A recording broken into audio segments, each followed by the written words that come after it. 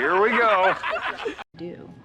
Yeah. So just to follow up on the rest of the front row, who decided after 6 or 8 weeks? You said that, and hopefully the back row hears. Who is the person in the West Wing Yeah. who decided after 6 or 8 weeks that this baby formula shortage was finally something that somebody should tell the president? Wait a minute. Look, again, I have to go back and talk to the president. I did not hear him take questions or answer any questions to all of you. And so I want to do my due diligence, right, as his spokesperson to make sure that I have a conversation. What I can tell you is what we have been doing as an administration since the day one of our recall. And just let me just say this, because I want to make sure, since we have folks watching, that the actions that we took actually made a difference here.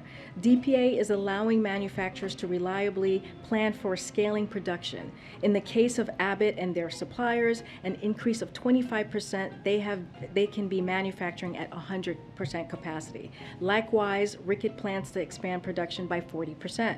Operation Fly Formula has cut 3 to 4 week timelines for Nestle product to move the Europe to 72-hour periods. Through FDA's enforcement discretion, we will get 27.5 million bottles from Bubs Australia. So these are all important actions, including the graphs that I just showed, how high production is higher than it was a year ago. So this is also important. We want to make sure that the American people, the American families know that we have been working on this 24/7. The president has done everything that he is able to do or has been able to do, and we'll continue to do more work because we understand there's more work to be done. Okay, another big topic. When are you guys going to admit that you were wrong about inflation? Okay. No easy questions today, huh? The Treasury Secretary says that she was wrong, so why doesn't anybody here at the White House? Okay, so look, what the Secretary was pointing out, this is talking about yesterday when she was doing her hit with her TV hit with CNN, is that there have been shocks to the economy that have exacerbated inflationary pressures which couldn't have been foreseen 18 months ago, Why including. Well, I'm trying to answer your question. Hold on. I was just getting to the why not, including Russia's decision to invade Ukraine, multiple successive variants of COVID, and lockdowns in China. As she also noted during that interview, there has been historic growth and record job creation, and our goal is now to transition to steady and stable growth as inflation is brought down, as Brian Deese said yesterday to all of you when he was standing behind this podium. So the President's economic plan, as we see it, is working. Just today, we learned that the manufacturing was up in May, building on the 545,000 manufacturing jobs have been created since he took office. Further proof that companies are investing in America. We are on a path to stable growth, and we are addressing supply chain problems.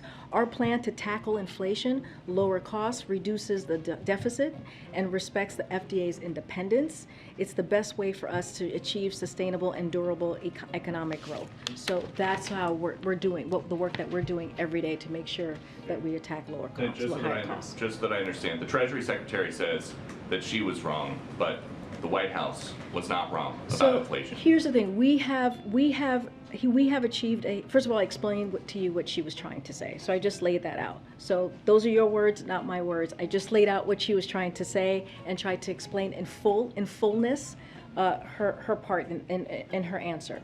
We have. They're great names. Achieved a historic recovery through an extraordinarily unprecedented economic moment. The president has consistently noted that the primary drivers of inflation are the pandemic and Putin's invasion of Ukraine. The twists and turns of both these monumental events have affected energy prices and also food prices that we have seen these past several months. This is Putin's price hike, which the president refers to, and that is what Secretary Yellen was referring to if you read the entire transcript, and that's what I'm trying to say to you. Hopefully that lands. What? Why? Why? Thanks. Thanks, Karin. Following up on something Steve was asking, what is President Biden's top domestic priority now? Is it inflation or is it abortion? The president's going to continue to talk about issues that matter to the American people. And Abortion is one of them. Majority of the American people disagree with the decision that the Supreme Court made, the Dobbs decision. That is a majority of the people disagreed with that. When it comes to the economy, the president has made it very, very clear. When it comes to inflation, it is his number one economic priority, and he is doing everything that he can to make sure that we lower prices for the American people. It's his number one economic priority. We've heard the president say inflation is his top domestic priority, but now he's saying come next year, his first bill would be abortion related. So is his number one domestic priority abortion, or is it inflation? Well, let's not forget what the president has done the last 19 months. He has made the economy his top priority. He has passed the American Rescue Plan. By the way, as you heard me say all the time, no Republicans voted for that in Congress, and it was a plan that helped us get back on our feet with the economy, that helped us gain or create 10 million jobs that we had lost. It also put money in people's pockets. It also made sure that businesses were able to open up, schools were able to open up, people were able to go back into their homes, save their homes. And so that was the American Rescue Plan. There's the bipartisan infrastructure legislation, which was, again, to invest in ports, invest in the infrastructure that was dwindling. And so that is something that he did. The Inflation Reduction Act, that is lowering cost for the American people. He is working on the economy every day. We just announced yesterday, hearing aids. 30 million people are going to benefit from hearing aids, saving thousands of dollars a year. So that's working on the economy every day. So you said he's been working on the economy every day for 19 months. Now Bloomberg economists are forecasting a 100% chance of a recession. So how is it that we can be barreling towards a recession and the economy is, as the president says, strong as hell?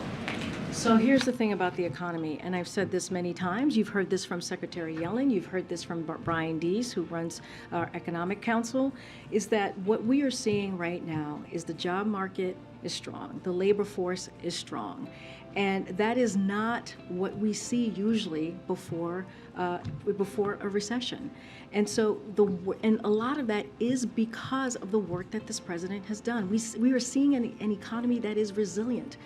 We are seeing an economy that is going into a transition with more stable growth, more steady growth, and that is because of the work that this president has done. That is because of the economic policy that he has put forward. And let me remind you, the economic policy that he's put forward is about building the economy from the bottom to the top and the middle out.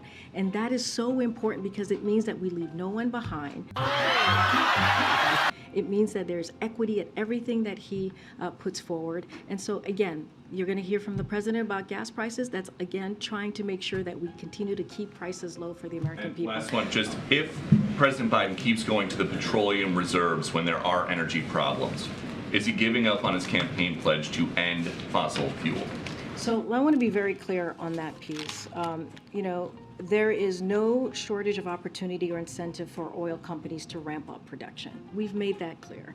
Oil companies are ranking in record profits, as we have seen. They have showed it themselves. We've seen it ourselves, while more than 9,000 approved drilling permits remain untapped by the oil industry. At the same time, U.S. oil production is up and on track to reach a record high this year. Again, a record high. In fact, the United States has produced more oil in President Biden's first year than under the Trump administration's first year. Okay, we're going to...